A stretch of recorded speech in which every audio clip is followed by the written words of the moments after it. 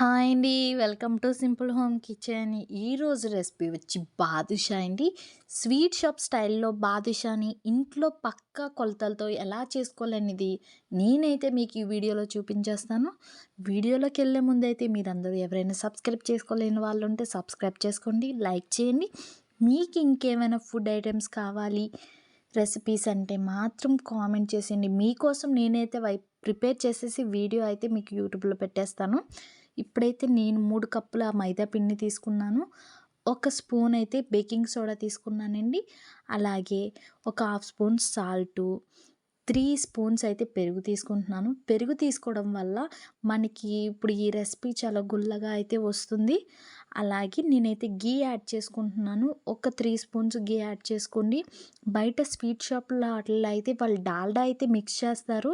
డాల్డా అనేది మన హెల్త్‌కి అంత మంచిది కాదండి. అదంతా ఒకసారి మనం మిక్స్ చేసేసుకుందాం ఇప్పుడు. మిక్స్ చేసేసుకొని ఇప్పుడు వీడియోలో చూపిస్తున్న విధంగా పిండి మనం ఇలా నొక్కితే ఉండయ్యేటట్టు ఉండాలండి. అప్పుడు కరెక్ట్‌గా ఉన్నట్టు. ఇప్పుడు ఈ విధంగా కొంచెం కొంచెం వాటర్ పోసుకుంటూ మనం ఈ పిండిని అయితే కలిపేసుకుందాము. కానీ ఒకేసారి అయితే వాటర్ పోసుకోవద్దండి. ఎందుకంటే ఒకేసారి వాటర్ పోసుకోవడం వల్ల జారుగా అయితే అయిపోతుంది. కొద్ది కొద్దిగా వేసుకుంటేనే మిక్స్ చేసుకోండి. ఎందుకంటే ఇది మనకి చపాతీ పిండి కన్నా కొంచెం ఎక్కువ గట్టిగానే రావాలి. ఇప్పుడు మన పిండినైతే మనం పూర్తిగా కలిపేసుకున్నాం కదా! ఇప్పుడు ఈ వీడియోలో చూపిస్తున్న విధంగా పిండి అయితే ఈ విధంగా అయితే మనమైతే మిక్స్ చేసుకోవాలండి. ఇప్పుడు దీన్ని మూత పెట్టి పక్కనైతే పెట్టేసుకుందాము. ఇప్పుడు దీన్ని ఈలోపు పొయ్యి మీద ఒక ప్యాన్ తీసుకొని దానిలో 3 కప్పుల షుగర్ అయితే యాడ్ చేసుకుందాము. 3 కప్పుల షుగర్‌కి 1.5 కప్పు వాటర్ అయితే నేనైతే యాడ్ చేసుకుంటున్నానండి. అలాగే ఎప్పుడైనా ఏదైనా స్వీట్ కావాలి అంటే మనం ఎమ్మటే స్వీట్ షాపులకెళ్ళిపోయి తెచ్చేసుకుంటాం. అమ్మో! ఇంట్లో చేయడం పెద్ద ప్రొసీజర్ అనుకోని ఫీల్ అయిపోతాం. కానీ మన ఇంట్లో వాళ్ళకి ఎప్పుడు బయటదే కాకుండా ఇలా మన చేత్తో చేసి పెట్టినప్పుడు వాళ్ళు కూడా చాలా హ్యాపీగా ఉంటారు. ఇష్టమైన వాళ్ళ కోసం కష్టమైనా సరే చాలా హ్యాపీనెస్ ఇస్తదండి. మీరందరూ కూడా ట్రై చేసేయండి. ఇప్పుడైతే షుగర్‌ని బాగా మిక్స్ చేసేసుకుందాము. ఇదైతే మనకి కొంచెం తీగ పాకంలాగా రావాలండి. అంటే గులాబ్ జామ్ పాకం కన్నా కొంచెం తిక్కుగా వస్తే సరిపోతుంది. ఇప్పుడు కొద్దిగా ఇలాచీ పౌడర్ అయితే యాడ్ చేసుకుంటున్నాను. నా దగ్గర ఇలాచీ పౌడర్ అయిపోయిందండి టైంకి. ఇంకా అందుకే ఇలాచీ ఒక 3 తీసుకొని దాన్నైతే చితక్కొట్టి అయితే వేసేసుకున్నాను ఇంకా ఆ టైంకి. ఇప్పుడు మనం ఎక్స్‌పెక్ట్ చేసిన పాకం అయితే వచ్చేసింది చూడండి. ఈ విధంగా అయితే ఉండాలండి పాకం. ఇప్పుడు ఇలా తీగలాగా ఉండాలి. మనం టచ్ చేస్తే కొంచెం జిగురు పాకంలాగా అయితే ఉండాలి. ఇలా వచ్చేసింది కాబట్టి స్టవ్ ఆఫ్ చేసుకుందాం. దీనిలోకైతే 1 స్పూన్ అయితే లెమన్ జ్యూస్ యాడ్ చేసుకుంటున్నానండి. ఎందుకంటే ఇప్పుడు లెమన్ జ్యూస్ యాడ్ చేసుకోవడం వల్ల పంచదార పాకం అనేది గడ్డ కట్టకుండా అయితే ఉంటదండి. అందుకని లెమన్ జ్యూస్ యాడ్ చేసుకున్నాం. ఇప్పుడు మనం కలిపి పక్కన పెట్టుకున్న పిండినైతే తీసేసుకుని దాన్ని ఒకసారి మళ్ళీ శుభ్రంగా బాగా కలుపుకొని ఇలా వీడియోలో చూపిస్తున్న విధంగా ఇలా రోల్ చేసుకుంటూ పిండిని మళ్ళీ ఒకసారి కలుపుకుందామండి.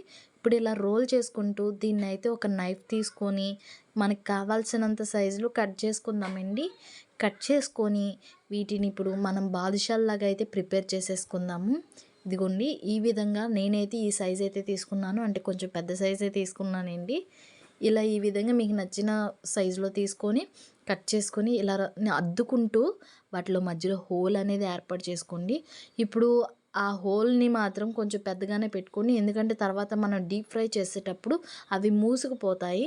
అందుకని మళ్ళీ ఆ షేప్ అవుట్ అవుద్ది కాబట్టి దాన్ని కొంచెం హోల్ పెద్దగానే పెట్టుకుందాము. కొంచెం నొక్కి ఇప్పుడు ఇలా వన్ బై వన్ ఇలా చేసుకుంటూ పక్కనైతే పెట్టేసుకుందామండి. నాకైతే అన్ని సార్లు బయట కొనుక్కోవడం కన్నా ఇలా ఒక్కోసారి ఇంట్లో నా చేత్తో నేను చేసి పెట్టి మా వోళ్ళకి పెట్టినప్పుడు వాళ్ళ కళ్ళల్లో వచ్చే ఆనందం చూస్తే నాకెంతో హ్యాపీగా ఉంటదండి. ఆ హ్యాపీనెస్ కోసం కొంచెం శ్రమ అయినా సరే ఇష్టంగా నాకు చేసి పెట్టాలనిపిస్తది. అందుకనే ఇంట్లో ఏ వంటకాలైనా ట్రై చేస్తూనే ఉంటానండి. ఇప్పుడైతే అన్నీ కూడా బాదుషాల్లాగా ఇలా ఈ విధంగా చేసేసుకుందాము. ఇప్పుడు పొయ్యి మీద ఆయిల్ పెట్టుకొని ఆయిల్‌నైతే ఫుల్‌గా హీట్ ఎక్కనివ్వద్దండి. కొంచెం మీడియం హీట్‌లో ఉన్నప్పుడు మాత్రమే వీటిని వేసుకోవాలి. ఇది మాత్రం బాగా గుర్తుపెట్టుకోండి. ఆయిల్ బాగా హీట్ అయిన తర్వాత మాత్రం వద్దు. ఆయిల్ మీడియం హీట్‌లో ఉన్నప్పుడు మాత్రమే వేసుకోవాలి. ఇప్పుడు వీటిని మీడియం హీట్‌లో ఉన్నప్పుడే అన్నీ వేసేసుకుందామండి. ఇప్పుడు చూసారా ఇవి కొంచెం హీట్ అయిన తర్వాత అవే పైకొస్తే వాటంతట అవే. ఇప్పుడు ఒక్కొక్కటి కూడా మనం తిప్పుకుంటూ గోల్డెన్ కలర్‌లోకైతే వచ్చేలాగా డీప్ ఫ్రై చేసుకుందామండి. ఇవైతే మారం చేస్తున్నాయి. నేను తిరగను, తిరగను అంటున్నాయి. అలాగని మనం వదిలేస్తామా? తిప్పేస్తాం బలవంతంగా. అలా తిప్పుకుంటూ 2 వైపులా గూడా బాగా ఏగేటట్టయితే అటు ఇటు తిప్పుకుందామండి. ఇవైతే మంచి గోల్డెన్ కలర్‌లోకి రావాలి. అయితే మాత్రం నేనైతే సిమ్‌లో పెట్టే చేసుకుంటున్నానండి. ఎక్కడ కూడా హై ఫ్లేమ్‌లో అయితే పెట్టుకోలేదు.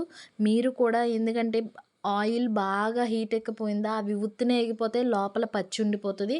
అందుకని మీడియంలో మాత్రమే పెట్టుకొని స్టవ్‌ని మీరు ఈ విధంగా అయితే మంచి గోల్డెన్ కలర్‌లోకి 2 వైపులా తిప్పుకుంటూ కూడా ఇలా అయితే ప్రిపేర్ చేసేసుకుందామండి.